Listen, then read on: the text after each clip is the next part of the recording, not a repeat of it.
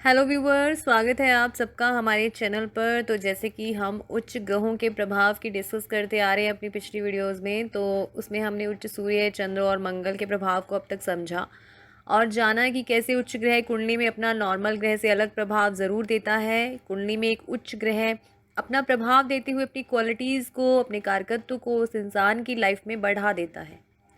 पर उच्च ग्रह का फल उस व्यक्ति को शुभ मिलेगा या अशुभ, ये उच्च ग्रह की प्लेसमेंट और लग्न को देखकर ही समझा जा सकता है।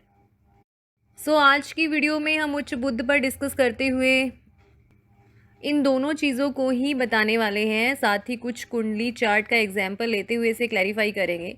आज की वीडियो को शुरू करने से पहले अगर आप चैनल पर नए हैं, पहली बार ये वीडियो देख रहे हैं, तो आपको दी हुई इन्फॉर्मेशन अगर अच्छी लगेगी पूरी वीडियो देखने के बाद, तो आप इसे सब्सक्राइब ज़रूर करें, साथ ही बेल आइकन को भी प्रेस ज़रूर करें ताकि नेक्स्ट वीडियो जब हमारी अपलोड हो तो आपको नोटिफिकेशन मिल जाए।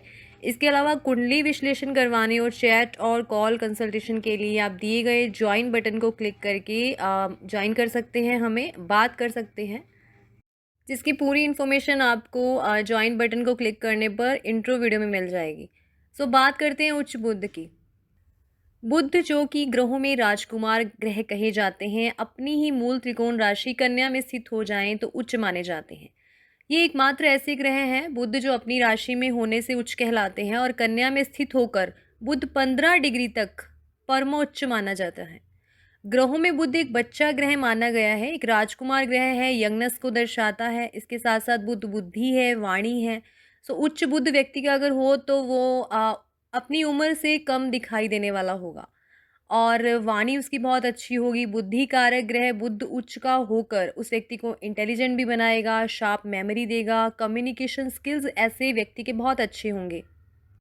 अब कन्या राशि काल पुरुष की कुंडली में देखा जाए तो 6वें घर को रिप्रेजेंट करती है। 6th हाउस के कारकत्व और पृथ्वी तत्व राशि कन्या का प्रभाव लेता हुआ उच्च बुध व्यक्ति को कॉम्पिटिटिव फील्ड से जोड़ेगा, आगे ले जाने वाला होगा, साथ ही डाउन टू अर्थ भी बनाएगा।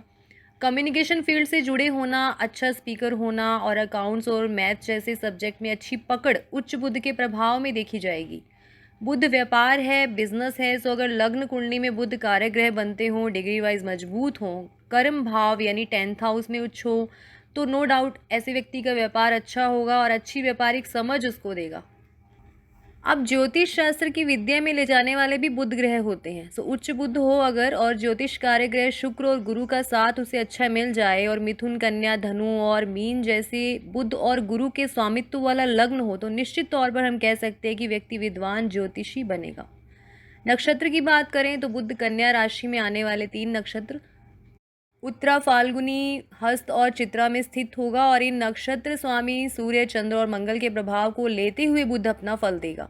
अब उच्च बुध कुंडली में अपना पूर्ण उच्च का फल कैसे देता है, तो उसमें आप ये समझें कि कुंडली का कारक ग्रह अगर बुध हो और लग्नानुसार उसकी प्लेसमेंट अच्छे भाव में हो, तो नो डाउट बुध के फल उच्च रूप में बहुत अच्छे मिलेंगे। पर वही बुध अगर कुंडली में मारक हो और गलत प्लेसमेंट में आ जाए, तो फिर वो उच्च बुध शुभ फल नहीं दे पाएगा।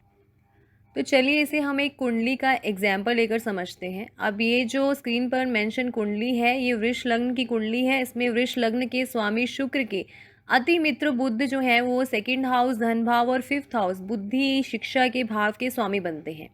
अति योग कारक ग्रह है। अब ये बुध 5th हाउस में स्वराशि होकर उच्च हो गए, तो ये बुध उच्च का प्रभाव रखते हुए अच्छा फल देंगे। ये एक प्रोफेसर की कुंडली है जिन्होंने अच्छी खासी एजुकेशन ली, रिसर्च फील्ड में भी गए। अब बुध जो इस कुंडली में वाणी स्थान और पंचम शिक्षा स्थान को पॉजिटिव तरीके से इफेक्ट करते हुए अच्छी कम्युनिकेशन स्किल्स और अपनी फील्ड में अच्छी पकड़ इनको देता है। अब यहाँ बुद्धि के बल पर धन का आना, वाणी के बल पर धन का आना, इस बुध का पॉजिटिव प्रभाव यहाँ पे दिखाई दे रहा है। यहाँ बुध वक्री भी है, यहाँ बुध का वक्रत्व भी इस भाव से जुड़े फलों को पूरी ताकत और शुभता के साथ देने वाला होगा। स्पेशली जब बुध की महादशा इन पर शुरू होगी, जो हो चुकी है 24 फरवरी के बाद से इन पर बुध की महादशा शुरू हो चुकी है, तो नो डाउट ये बहुत अच्छा फल बुध की महादशा इन्हें देगी। एक सुलझा हुआ ये व्यक्तित्व है और स्पीकिंग स्किल्स बुध की महादशा में इनका और निखर कर आएगा और हर तरीके से यहाँ उच्च का बुध इन्हें, अगर हम उच्च के बुध की बात करें तो ये इन्हें अच्छा फल यहाँ पर देगा। चलिए अब नेक्स्ट कुंडली लेते हैं। ये जो कुंडली है ये वृश्चिक लग्न की कुंडली है और यहाँ अष्टम भाव और एकादश भाव के स्वामी होकर बुध एकादश भाव में ही कन्या राशि में उच्च के हैं। अब यहाँ बुध का क्या फल रहेगा, तो यहाँ सबसे पहले तो आप ये समझ लीजिए कि उच्च बुध इच्छाओं के घर में उच्च का हुआ है। नो डाउट ये व्यक्ति अच्छी वाणी कौशल रखता है, इसकी इच्छाएं काफ़ी हद तक ऊंची इच्छाएं रही हैं इसकी। अपनी एज से ये काफ़ी कम एज का दिखाई देता है और कम्युनिकेशन पावर भी इसकी अच्छी है और उच्च बुध ने अच्छे परिणाम अपनी दशांतरा में इन्हें दिए या नहीं, इसके लिए हमें इसकी प्लेसमेंट को और अच्छे से कंसीडर करना पड़ेगा। देखिए बुध की क्वालिटीज़ तो इनमें आ गई क्योंकि उच्च का बुध है तो बुध के कारकत्व की बढ़ोतरी तो इनमें हुई, ये बिजनेस लाइन में भी हैं। लेकिन यहाँ पर ये उच्च का बुध इन्हें अच्छा फल नहीं देगा, कारण कि मंगल की कुंडली में बुध अति मारक ग्रह बनते हैं और बुध यहाँ अष्टमेश होकर एकादश भाव 11th हाउस में वक्री होकर बैठे हैं। साथ में लग्नेश भी है, केंद्र स्वामी सूर्य है, भाग्य स्वामी चंद्रमा भी साथ में है। तो अब उच्च बुध यहाँ इन्हें कुछ अच्छा नहीं दे पाएगा। हालांकि इस व्यक्ति की इच्छाएं काफ़ी ऊंची हैं, पर उच्च के बुध के परिणाम को देखें तो अनस्टेबिलिटी इस कुंडली में सबसे पहले दिखाई देती है। इनकम वाइज अनस्टेबिलिटी दी है, व्यापार को लेकर भी उतार चढ़ाव बुध ने अपनी अंतर्दशा तक में दिए हैं। उच्च बुध कर्म स्वामी सूर्य के साथ बैठकर प्रॉब्लम देता नजर आ रहा है और एक कन्फ्यूज़न और डाउट की सिचुएशन में ये हमेशा रहे हैं। अष्टम का स्वामी बुध यहाँ अपने से चौथे भाव में गया है तो 4th हाउस को एक्टिवेट करते हुए बुध ने अपनी अंतर्दशा में इनकी माता को कष्ट दिया। मदर के कारकत्व को एक्टिवेट करके उस दशा में इनकी माता को बहुत पीड़ा अनुभव हुई। ओवरऑल बुध की दशा अंतरा में इनका कोई भी काम बिना रुकावटों के हुआ ही नहीं, अनस्टेबिलिटी बनी रही। इनकम को लेके, धन को लेके अनस्टेबिलिटी बनी रही। अब इस कुंडली की विशेषता तो काफ़ी है, कहने को तो यहाँ सूर्य, चंद्र और लग्नेश का एक साथ राजयोग बनाना, 11th हाउस में सब तीनों ग्रह जो हैं वो राजयोग बना रहे हैं, पर फल फिर भी नहीं मिल पा रहा क्योंकि उच्च बुध ने कहीं ना कहीं से यहाँ पे अनस्टेबिलिटी दी है।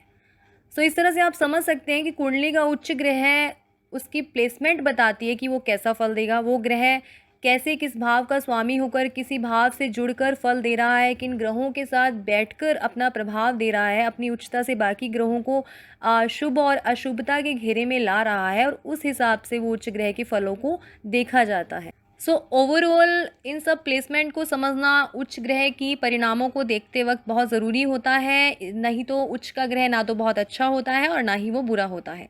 सो ये था आज का ज्योतिष ज्ञान। अगर आपको पसंद आया हो तो वीडियो को लाइक करके इसे शेयर ज़रूर करें और एस्ट्रोलॉजिकल अपडेट्स और आर्टिकल्स के लिए आप हमारे फेसबुक पेज और टेलीग्राम ग्रुप को भी ज्वाइन कर सकते हैं।